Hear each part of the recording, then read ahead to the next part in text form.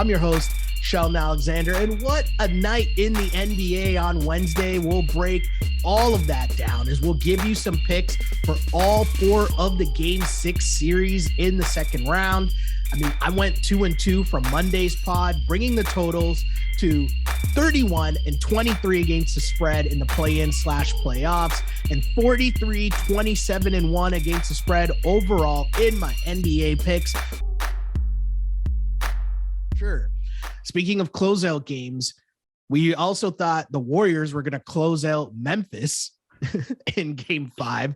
That did not happen. And in fact, the complete opposite happened as Memphis won 134-95 without Ja Morant. I'm going to repeat that. 134-95. That is a real score in favor of the Ja Morant-less Memphis Grizzlies. And I mean, I don't know how you lose by 39. If and that was flattering. Warriors, it was 55 at one point. That's right. 55. It could have been 70. I've never seen anything like it. Have you ever? I don't ever recall. I mean, listen, let's get stats on this. Let's get research on this. Yeah. But watching much of the first half. There's a lot going on in the NHL last night, so I was like pretty deep into that. But I've never in my life seen a 50. I don't even know in the regular season if I've been watching a game, obviously, not watching as much, but 50 points in the third quarter. Yeah, I mean, sure, maybe it stretches out or something in the fourth, but 55, they're like, they're up 52. Now they're leads down to 50, right? Jaren Jackson was hitting runner threes as if he's not on balance, but he's trying to shoot them as if he's on balance, they're normal shots, but you're clearly not on balance and you just shoot those for fun at the end of practice, but he's splashing them. And it's just what is happening? I mean, Golden State's still up 3-2. Is that an element, that game last night, of because they know that they're up 3-1 or would be up 3-2 headed back home? Do you just attribute that to the Warriors not really giving a bleep, especially hearing that Morant is going to be out for the rest of the playoffs? I don't know how you decide that he's going to be out until late June all of a sudden. And, he was quasi questionable in that previous game, but certainly out for the rest of the season, it would appear. Is that just a matter of them phoning this game in? Yeah. So there's a couple things at play, I think, and I don't know. I think Golden State still walks around as if they are that Golden State, and they're not. Totally.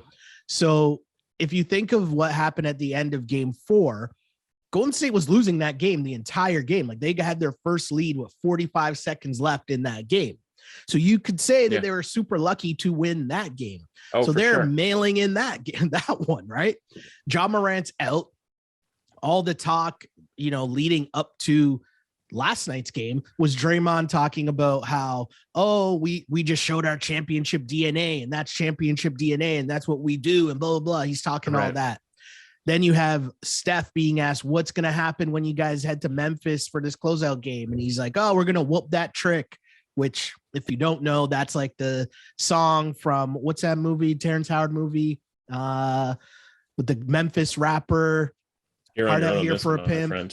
What is that? What is that? Hustle and Flow. Sorry. Hustle and Flow, Oscar winning movie, I'm pretty sure. Maybe Terrence Howard won an Oscar for his performance in it. Whatever. Bottom line is there's a song called Whoop That Trick, which they play during the fourth quarter when Memphis is winning games. So Steph, in his post game from the last game, when asked what's going to happen in the next game, he says, we're going to whoop that trick. Ha ha ha. Memphis, they're a young, emotional team, right? And you're playing with house money without Ja Morant. They're hearing all of that as if Golden State's just taking them as suckers. So you have them coming out at a high gear. You have Golden State not coming out at a high gear because they just think we're going to win just by showing up. And you have those two things colliding, and you end up losing by 39 if you're Golden State. And further to the point that they don't really care, Draymond, if you look if you just do a quick Google search, you see Draymond dancing to whoop that trick with the Memphis Grizzlies fans during the fourth quarter while they're getting blown out. So again, Golden State just didn't really care. And once they're down 20, 25, they're waving the white flag. They know it's done. They know they're going back home, which sets up again Friday night, Warriors at home, another chance to close this out. Here's the interesting thing, my dude. Warriors favored by 8.5 in that game. That's a lot of points. And I know I should be scared to lay these points with Golden State after the fact of, as mentioned, game 4 at home, they're favored by 10. They got their first lead of the game with 45 seconds left in the game. Yeah. Clearly did not cover the 10 points. Now you go to game 5. They obviously got blown out, so they did not cover the spread in that game. And now you're telling me game 6 at home, favored by 8.5 points. I so badly want to take the Warriors. I really do want to take the Warriors. And the reason I'm going to take the Warriors, you can tell I'm stumbling through this right now, is because I can just see them doing their front running airplane sellies. I've described this multiple times throughout these playoffs of the Warriors, just, things that they'll be able to get away with against non-actual championship contending teams, meaning the Denver Nuggets and the Ja Morant less Memphis Grizzlies team. I'm going with the Warriors and laying the 8.5 points. Probably shouldn't do it because it's too many points, but there's 2 things. One, I think that last game was Memphis's like, hey, we're not punks. We showed some heart. We won a game without Ja. We gave our home fans one last, but like, can we actually sustain this and come back all the way? I don't know. And I just think the Warriors at home, it's a different beast. It's a different animal. Right. You'll see whatever referees you think the NBA would like to send in to kind of wrap this up. And Jaren Jackson hasn't had one of those games where he's picked up 4 fouls early in a while. Like, sure. I just see that being a way more likely scenario where game 6 is ending and Steph is flying around and they're whooping up the crowd and yelling, whoop that trick and all that fun stuff going down. Like, I just see that the most likely scenario. Warriors roll by, I don't know, a lot, but I'm laying the 8.5 points in this game just because I'll be so mad at myself taking the Grizzlies and then watching the Warriors blow them out. So a couple of important things here. First and foremost, I got research on top of things. Terrence Howard was nominated for an Academy Award for Hustle and Flow, but in really one of the all-time surprises, even though it happened 15 years ago. I know what you're going to say. It's Hard Out Here for a Pimp won the Oscar. Best original song at the Oscars, which I like. 3 6 Mafia, Oscar Award winners, man. That seems hard to believe. It was hard to believe at the time. Well, I imagine it was very hard to believe at the time. You know why? Because it's hard out here for a pimp, man. Yeah, I mean, who knew that the Oscar voters agreed with the general sentiment of the difficulty of pimp life? Okay, and especially when you put it in the context of those times, like you could see them placating now. Yeah, in the lens of what's going on in 2022, where there's a lot of 15 years later, people are wondering why there aren't more Black people winning like best director, like best Oscar, whatever. And like, the Academy's like, we gave you It's Hard Out Here for a Pimp. We did that. So don't we get any credit for that? I don't know what you're complaining about. If the pimp song wins the award, okay, folks. More to the point. Okay. I guess my issue with taking the Warriors here is a couple of things. One, that game closed 9, which meant that sort of the best and brightest, if you will, of NBA bettors saw the 10 and were like, that's too many. There needs to be an adjustment. Correct. But since they did that, all we've seen is Memphis being able to compete, and not just compete, but like annihilate the Warriors. And I don't, again, like I've been watching basketball 30 plus years, but like, I still don't understand how no Ja Morant means a team can play better. But we talked about this in the last podcast. Like, they did so in the regular season. And there's no like star or even anything close to it. It's just kind of a bunch of guys out there. Like, you're literally just watching like random dude by and large, just kind of taking turns hitting shots and and playing good defense. But you and I talk all the time, especially when in the context of college basketball, it's like It's not the one star. It's the team working together to create open shots, to play team defense, right? Like we get all excited about the Celtics because they play team defense really well.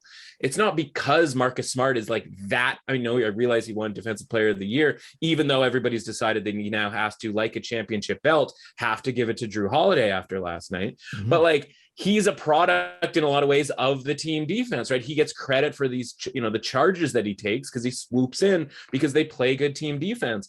And like, yeah, there's not going to be one standout on Memphis on the offensive or defensive side, but like whether it's the regular season, them playing well enough, was the record like 17-2, something like ridiculous when he was out, or the sample size of 96 minutes of basketball without Ja Morant so far. Now, again, it's basketball, shot quality, et cetera, maybe Warriors make a bunch of shots here. Like it just, and that's how this game goes. I just don't see how there's any indication that we should be laying points with the Warriors, because it didn't go particularly well when you would do it against the Nuggets, right? And we talked about how against the Nuggets, like the idea for the Warriors is get through these series as fast as you possibly can. And it didn't really look in game 4 like they had that urgency. And it definitely didn't look like they had that urgency in game 5. And the more games that the Warriors play, the more vulnerable they are to not necessarily this series, but the next series, right? Because that's going to be knockdown, drag out with the Suns, presumably. And so I just look at it and I go, like, I think they are giving their best. And yeah, it's easy to close your eyes and see things popping off, for Golden State. But a lot of the things you mentioned can be done by a victory between, 1 and 8 points. I think you're right. I don't think this goes back to Memphis. I think that was the last, party, if you will, before they sell the house, so to speak. I mean, they'll be back next year, but like, this is, they're tearing it down one last time for the season. But like, that can be true. And the Warriors can still win, and win relatively comfortably too. And so that game last night, that was the game that went over. We talked about the over in game 4, but if you went back to the well, you're able to get the over. But that over was all Memphis scoring, right? Yeah. And so I look at it and I go, defensively, over 96 minutes, like Memphis has done really, really well against the Warriors. So like, why would I think that they're going to just stretch this out in a game that I think now is probably going to be an under type situation? It is going to be sort of a very old school Memphis grind out type of a situation here. So like defensively through 96 minutes of basketball, like it looks pretty good for Memphis. And so maybe they certainly don't need to score 135 points. They didn't need to do it yesterday. They could have scored 100 and been fine. I just go like, I can't lay that with the Warriors, a team that from an eye test standpoint, I go, it's Steph, it's Draymond doing his stuff. I am still way out on whatever Klay Thompson's doing out there. Yeah. I test alone. Like you can tell me, oh, he had 20 points here, 20 points there, whatever. It's like, and I don't blame him. We've talked about it. He's had radical reconstructive surgeries a couple of different times over the last 2 years.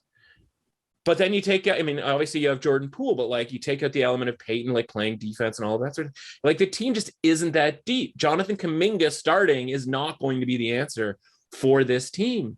And so I go like, we're just relying on Steph Curry in year 15 or something, like whatever it is for Steph. Like, I just